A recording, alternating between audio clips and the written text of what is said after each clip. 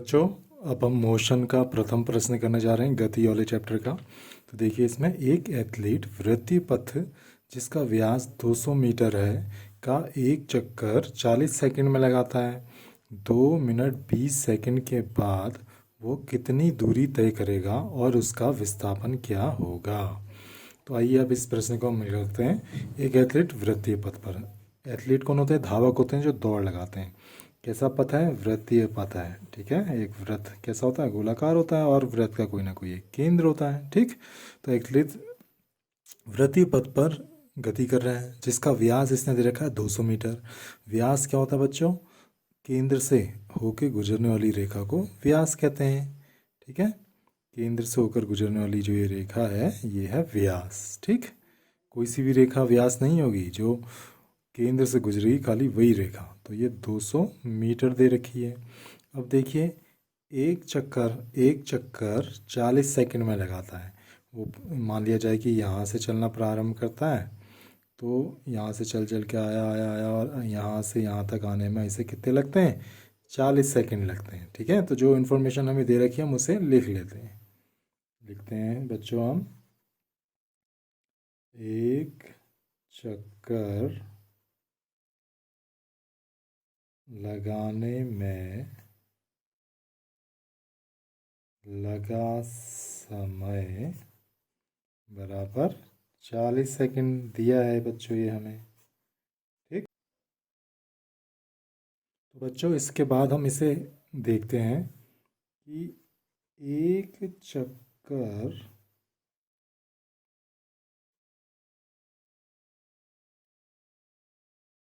लगाने में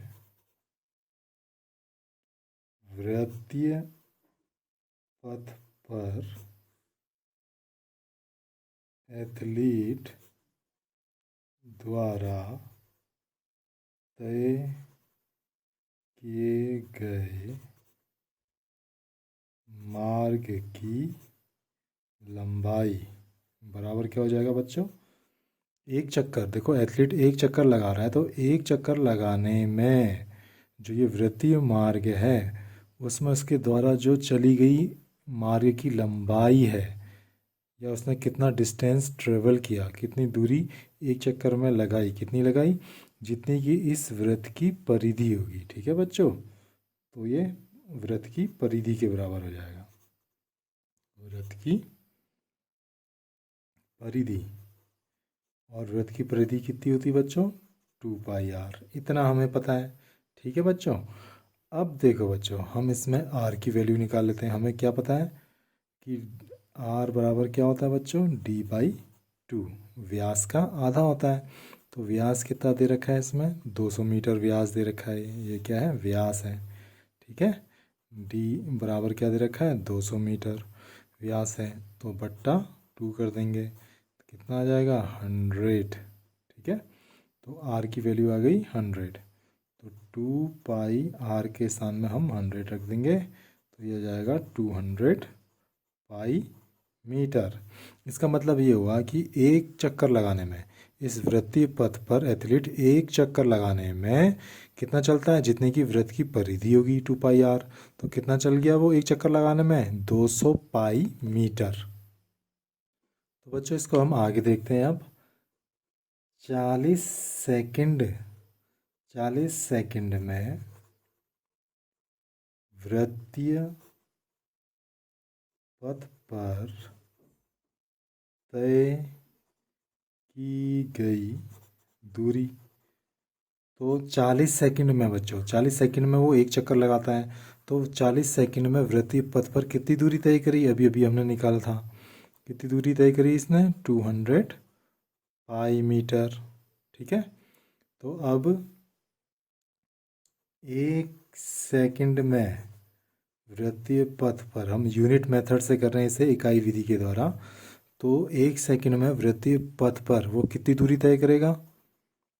200 पाई बट्टा 40 मीटर दूरी तय करेगा। ठीक, तो अब बच्चों हमें ये निकालना है कि इसमें ये समय दे रखा है कि 2 मिनट 20 सेकंड, जो 2 मिनट 20 सेकंड दे रखा है समय, t बराबर 2 मिनट 20 सेकंड। तो आपको ये बताना है कि 2 मिनट 20 सेकंड में ये कितनी दूरी तय कर लेगा। तो हमने 1 सेकंड में निकाल ली कितनी दूरी तय कर लेगा, तो 2 मिनट 20 सेकंड में कितनी दूरी तय करेगा ये निकालना हमारे लिए इजी हो जाता है। तो हमें इसको क्या करना पड़ेगा, इसको पूर्ण रूप से सेकंड में बदलना पड़ेगा। तो हम जानते हैं 1 मिनट में जो 60 सेकंड होते हैं, तो 2 मिनट में कितने हो जाएंगे, 2 × 60 प्लस ये 20 सेकंड हम उसमें जोड़ देंगे। तो 120 + 20 बराबर 140 सेकंड हो गए।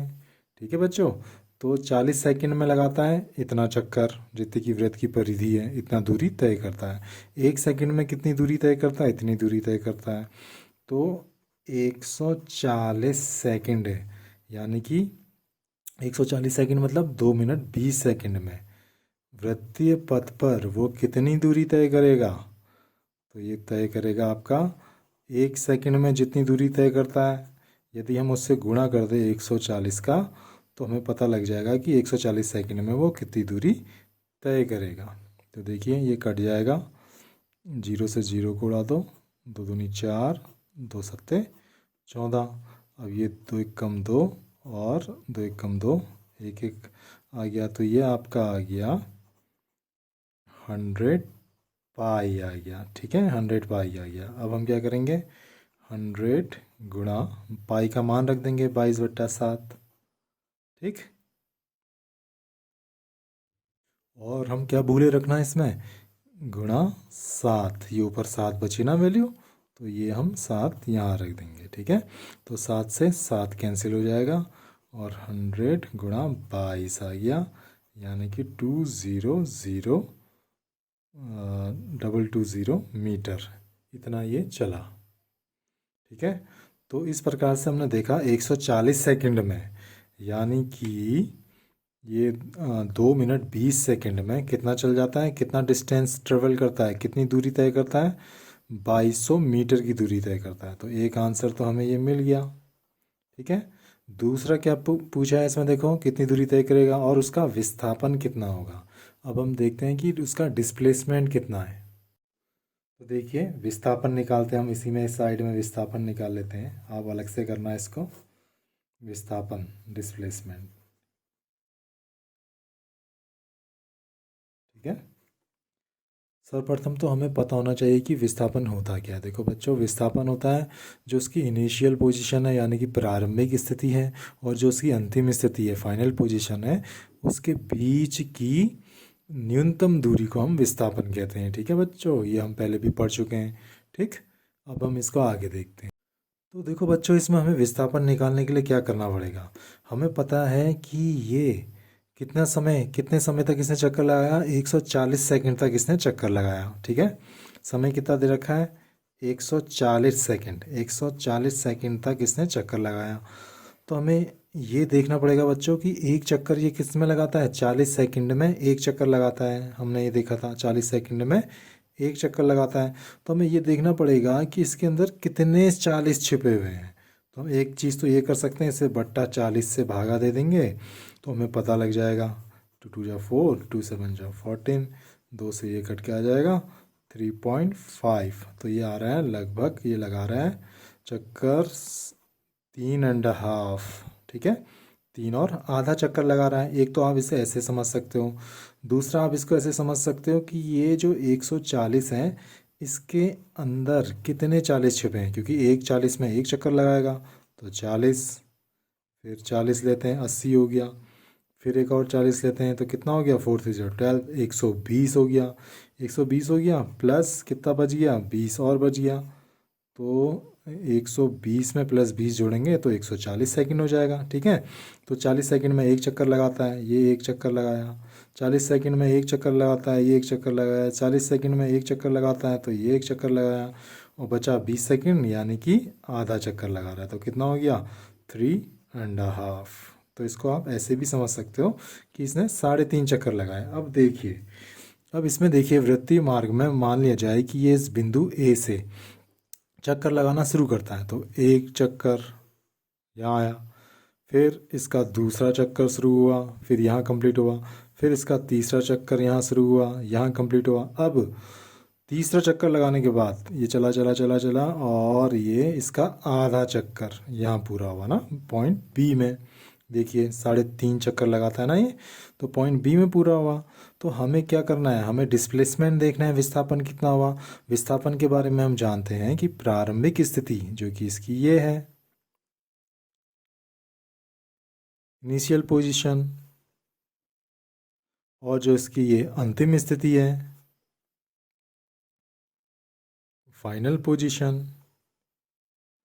तो विस्थापन क्या होता है, प्रारंभिक स्थिति और अंतिम स्थिति के बीच की न्यूनतम दूरी को विस्थापन कहते हैं, जो कि क्या है, जो कि इसका व्यास है, डायमीटर है। और डायमीटर हमें कितना दे रखा है, 200 मीटर। तो बच्चों इसमें डिस्प्लेसमेंट विस्थापन कितना निकल जाएगा, 200 मीटर, जो कि उसके व्यास के बराबर ही होगा। क्योंकि हमारे पास यहाँ दो प्रकार से हम दूरी ले सकते हैं, एक तो ये वाली दूरी ले सकते हैं जो ये कर्व वाली है, और एक सीधी वाली ले सकते हैं। तो विस्थापन होता ही प्रारंभिक और अंतिम स्थिति के बीच की न्यूनतम दूरी को विस्थापन कहते हैं। तो इसीलिए हम इसके डायमीटर वाली दूरी को ही ले लेंगे, जो कि प्रश्न में हमें दी गई है कि 200 मीटर है, इसलिए इसका आंसर 200 मीटर होगा।